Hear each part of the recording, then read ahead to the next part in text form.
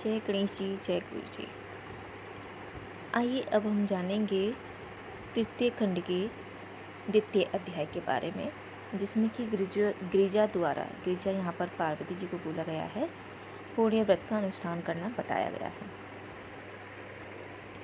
भगवान शंकर की आज्ञा सुनकर गिरिजानंदिनी अत्यंत आनंद में मग्न हो गई और पुण्यक व्रत का अनुष्ठान आरंभ करने के लिए आवश्यक सामग्री एकत्र करने लगी।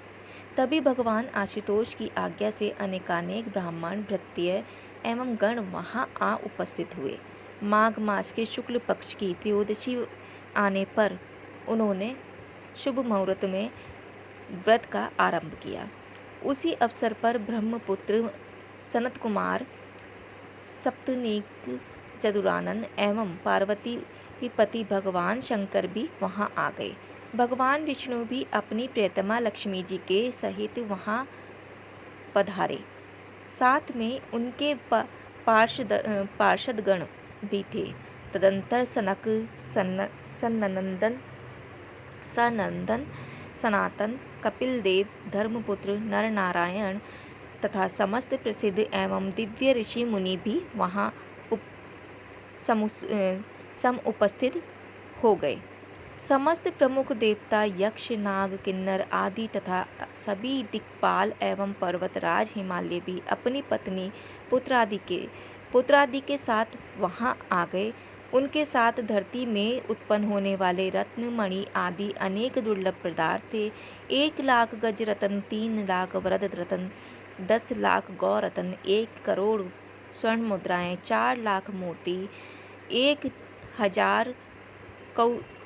1,000 कौस्तुभ मणियाँ तथा अत्यंत स्वादिष्ट मिष्ठानों एवं पकवानों के 1,00,000 भाग भी उनमें सम्मिलित थे। साथ ही अन्य व्रत उपयोगी वस्तुएं भी वे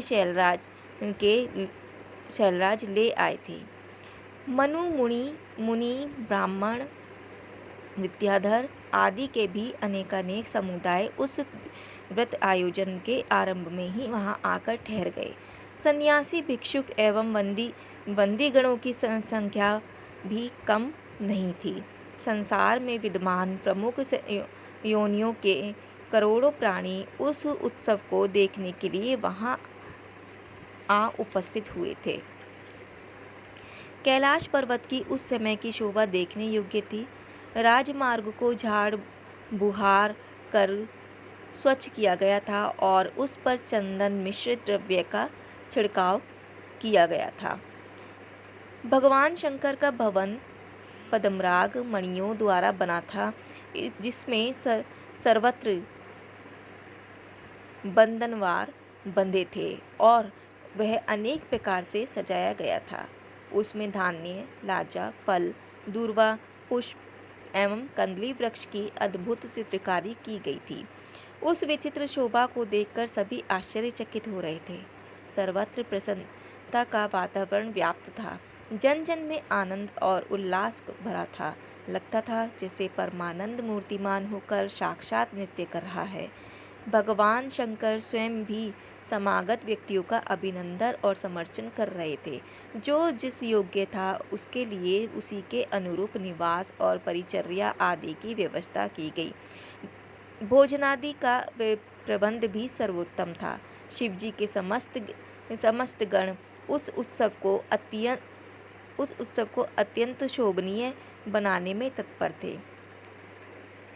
सृष्टि स्थिति संहारकारिणी जगदम्बा पार्वती जी के व्रत अनुष्ठान में दीक्षित होने के अवसर पर देवराज इंद्र दानाध्यक्ष, धनेश्वर कुबेर धनाध्यक्ष तथा भगवान भास्कर कार्याध्यक्ष के पद पर विराजमान हुए।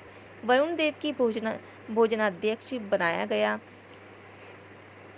को भोजनाध्यक्ष बनाया गया, जिनका कार्य पाकशाला और भोजनशाला दोनों पर निगरानी रखना था। सामग्री भंडार में गेहूं, चावल, दाल, जौ, तिल आदि अनाज समा नहीं रहे थे। बाहर अनेक स्थानों पर उनके ढेर लग गए थे तथा दूध, दही, घृत, तेल आदि की तो मानो नदियां ही प्रवाहित होने लग गईं।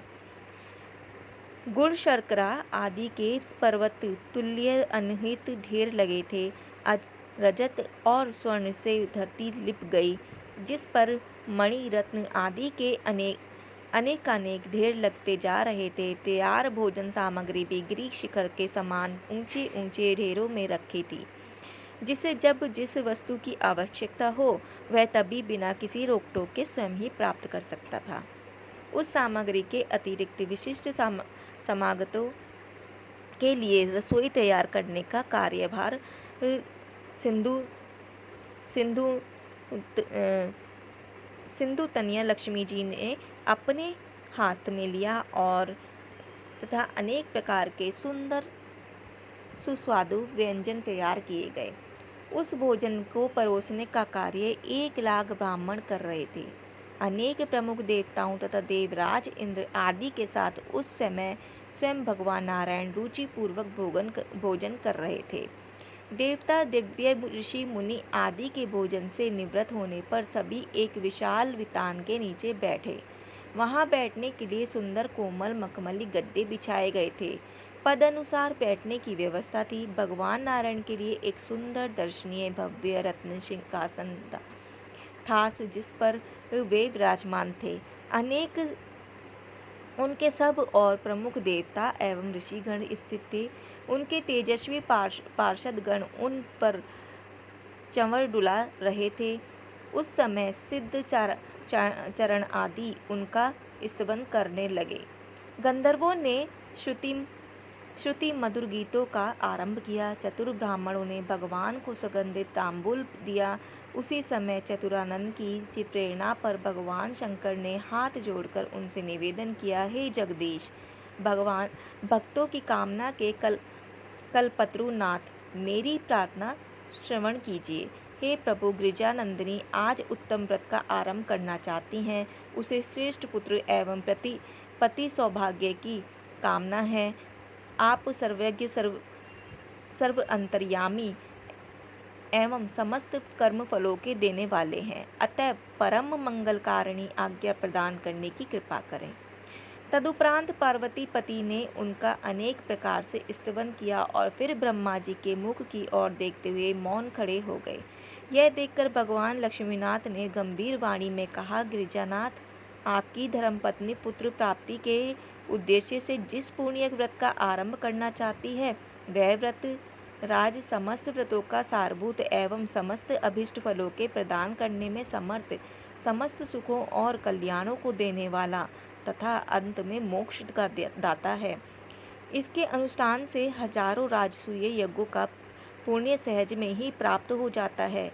त्रिनेत्र, इस व्रत के अनुष्ठान में हजारों राजसूय यज्ञों के समान ही साधन जुटाने में धन का व्यय होता है। इसलिए इसे सामान्य साध्वी स्त्रियां नहीं कर सकती, परंतु साध्वी शिवा इसके करने में सहज समर्थ हैं।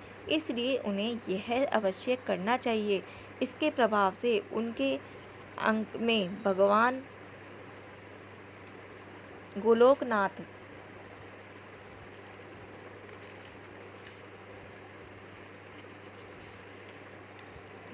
गोलोकनाथ साक्षात क्रीड़ा करेंगे।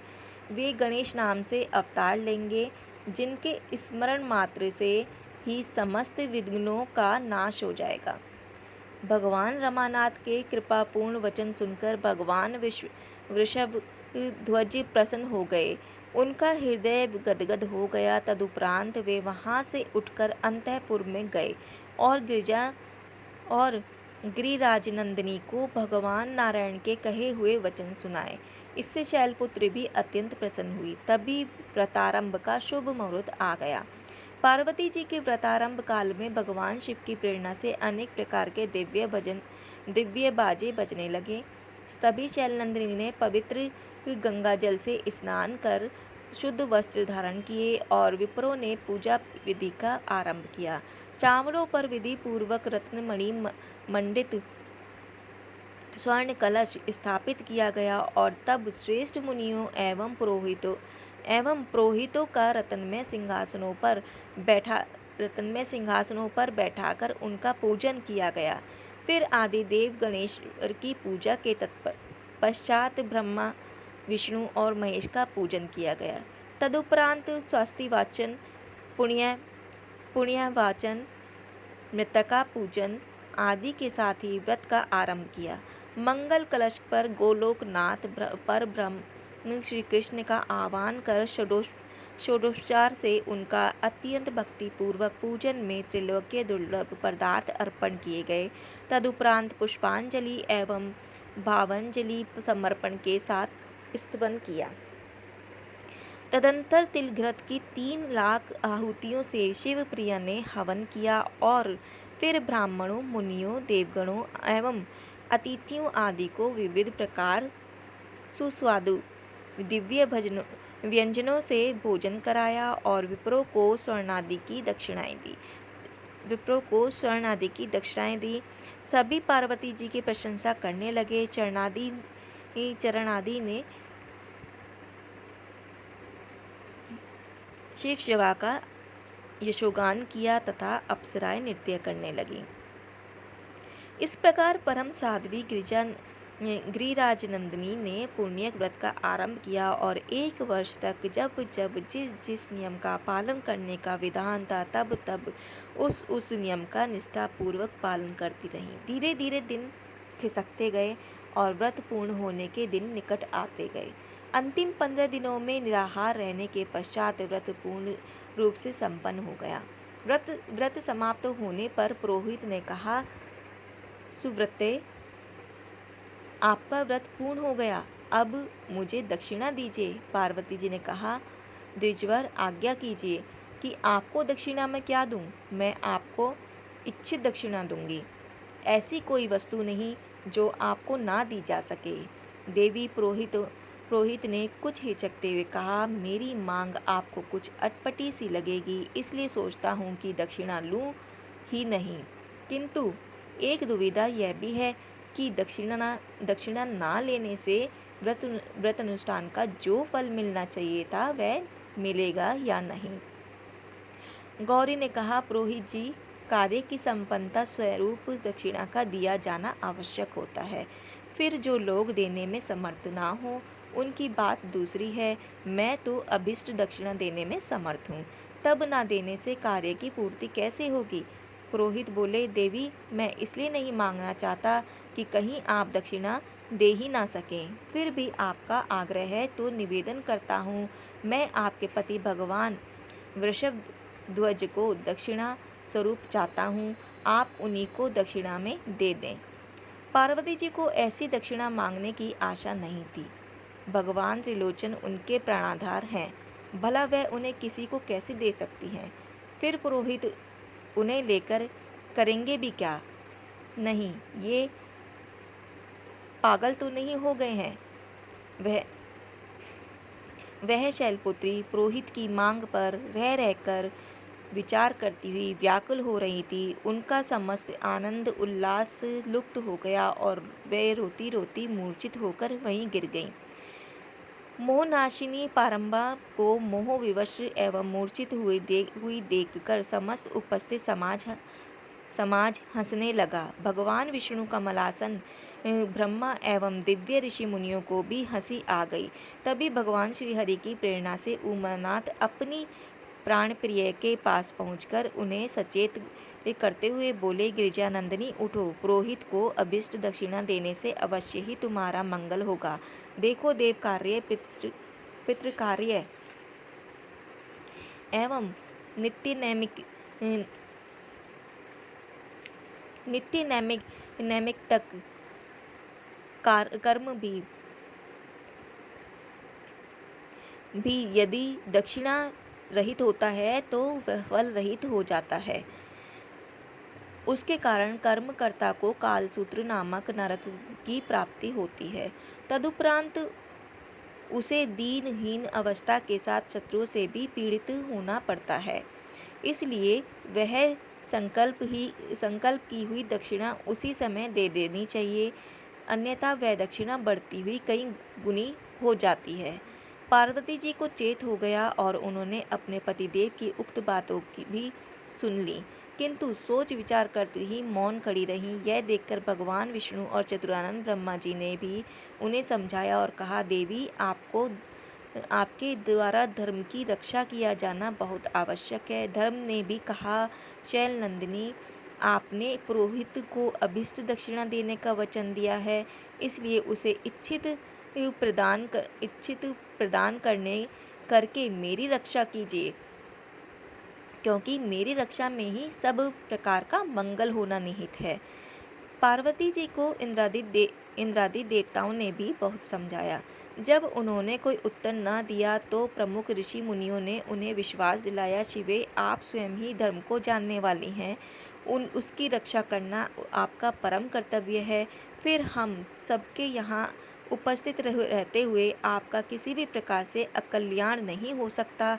इस पर भी उमा मौन रहीं। तब ब्रह्मपुत्र सनत कुमार, जो उस अनुष्ठान में पुरोहित थे, कुछ तीखे स्वर में बोले, देवी, या तो मुझे अभिष्ट दक्षिणा दो, अथवा आपको अपनी दीर्घकालीन तपश्चर्या का शुभ फल भी त्याग देना होगा, क्योंकि इस महान कर्म की दक्षिणा प्राप्त न होने पर मैं इसका फल तो प्राप्त कर ही लूँगा, अन्य सब शुभ कर्मों के फल का भी मैं अधिकारी हो जाऊँगा।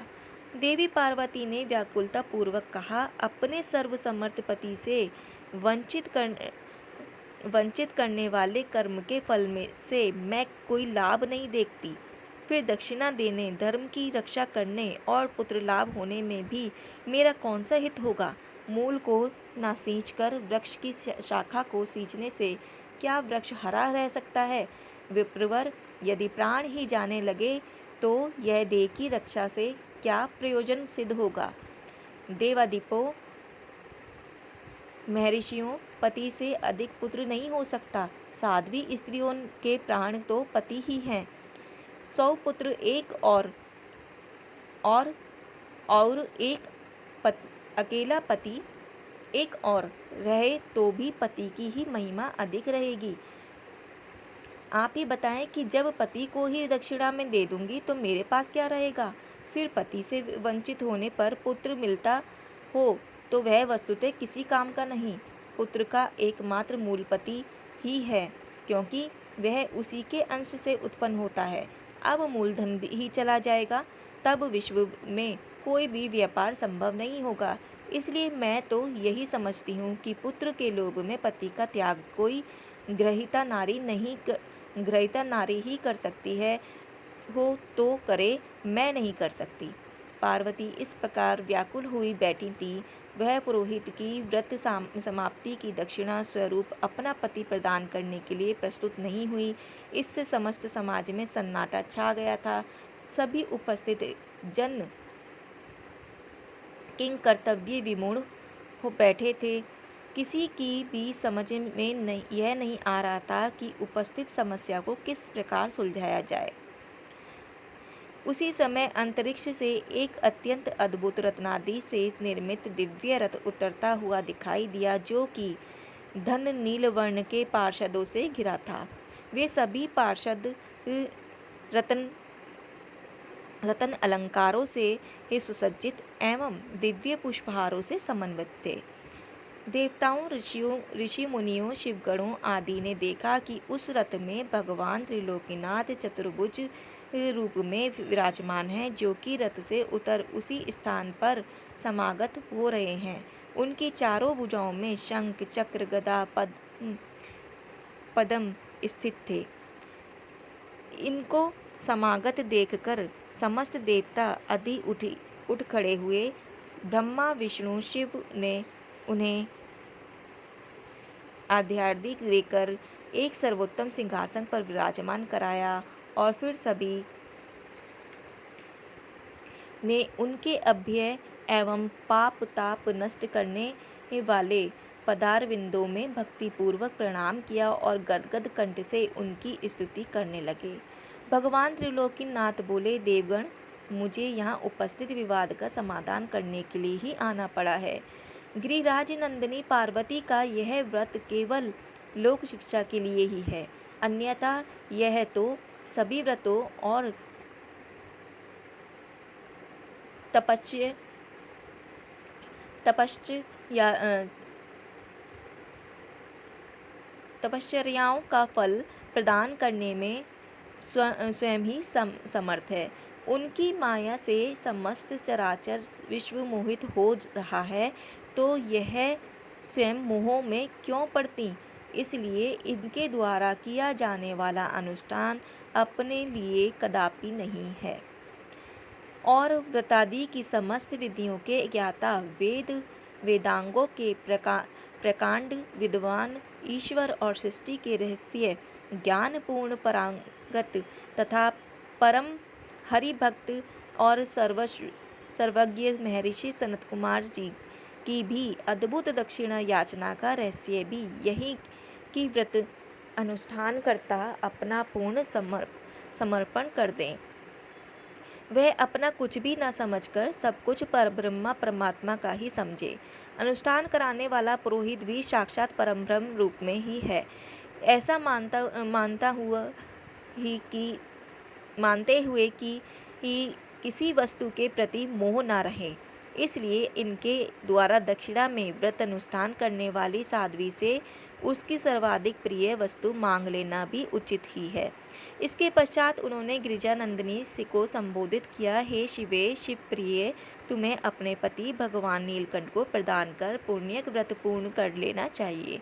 नियम यह है कि दक्षिणा में प्रदत्त कोई भी पदार्थ उसका समुचित मूल्य देकर वापस लिया जा सकता है, इसलिए समुचित मूल्य देकर तुम अपने प्राणनाथ को वापस ले लेना। भगवान त्रिलोकीनाथ के शरीर जैसे शिव हैं, वैसे गौ भी हैं, इसलिए पुरोहित को अपने पति के मूल्य में गौ देकर अपना पति लौटा लेना। यह कहकर भगवान त्रिलोकीनाथ तुरंत अंतर्ध्यान हो गए। उनके साथ ही वह रथ और पार्षदगण भी अदृश्य हो गए। भगवान ने मुख अरविंद से सुने हुए इन वचनों ने सभी समस्या और समस्त विवाद सुलझा दिया। इस कारण समस्त उपस्थित समुदाय हर्ष विभोर हो गया।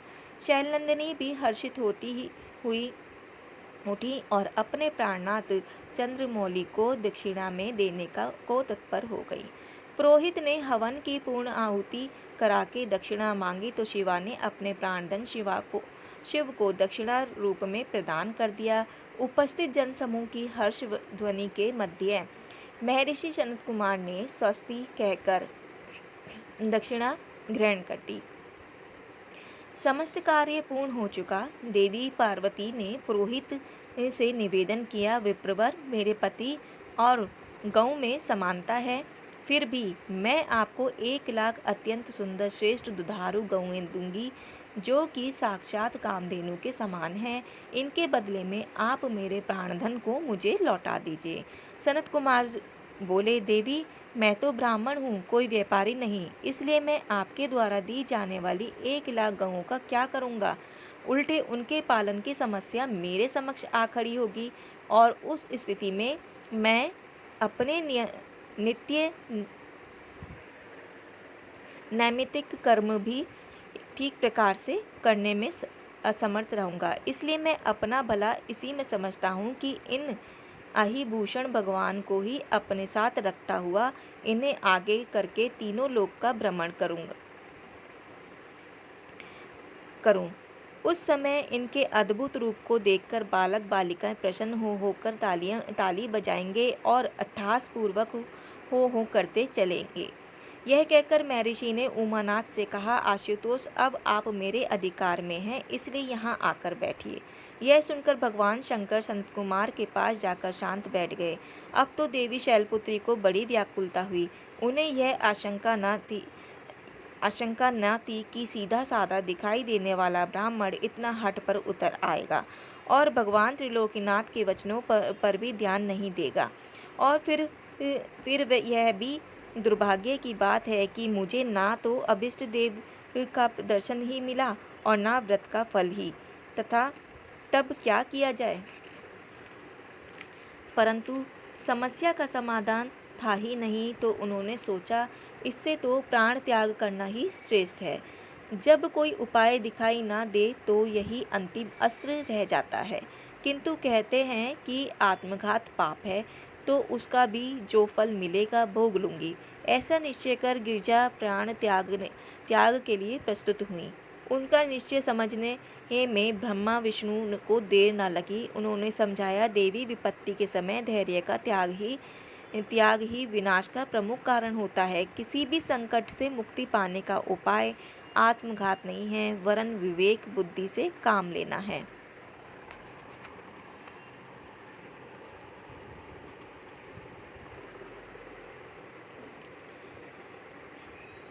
अभी का ये अध्याय यहीं समाप्त होता है। कल से फिर हाजिर होंगे इसके अगले अध्याय के साथ। तब तक के लिए जय गणेश जी, जय गुरु जी।